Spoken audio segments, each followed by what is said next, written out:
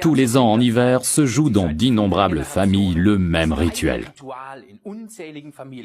Non, nous ne parlons pas de la fête chrétienne de Noël, mais de cette orgie qui accompagne le plus souvent cette réunion de famille. Petit déjeuner, déjeuner, gâteaux et dîners se succèdent presque sans discontinuer, avec tout juste de courtes pauses entre chaque repas par souci des convenances. Malheureusement, on se gave souvent jusqu'à la dernière limite, et quand on croit l'avoir atteinte, on s'entend soudain dire « Dis, tu peux me repasser le flan à la crème, purée que c'est bon !» Mais fatal pour notre ligne en particulier, et le métabolisme du sucre en général. Parce qu'il en est ainsi en Europe depuis de nombreux siècles, l'homme a cherché dans la nature un remède pour limiter les effets négatifs de cette gloutonnerie et a trouvé une herbe dont l'odeur est presque un symbole de la période hivernale, la cannelle. Oui, c'est vrai, car la cannelle a bien d'autres qualités que celle d'être simplement délicieuse. Elle nous réchauffe de l'intérieur et stimule la digestion et le métabolisme. Cela aide à assimiler toutes ces calories. Les étoiles de cannelle ont donc un arrière-plan bien établi.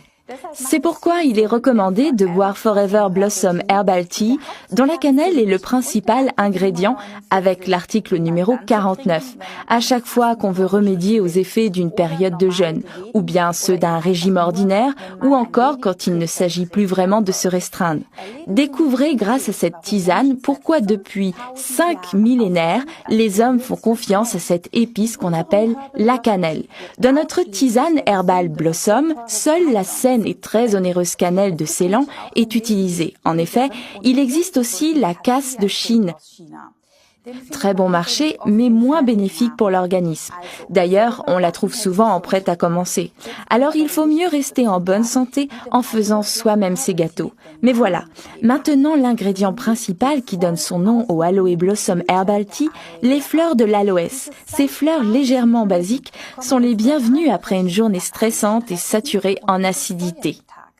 Mais en ce qui concerne cette tisane, la sagesse des plantes est loin d'être épuisée, car dans les sachets fermés hermétiquement se trouvent des zestes d'orange odorants, des clous de girofle, des feuilles de ronces, du fenouil, du gingembre, de la cardamome et de la camomille.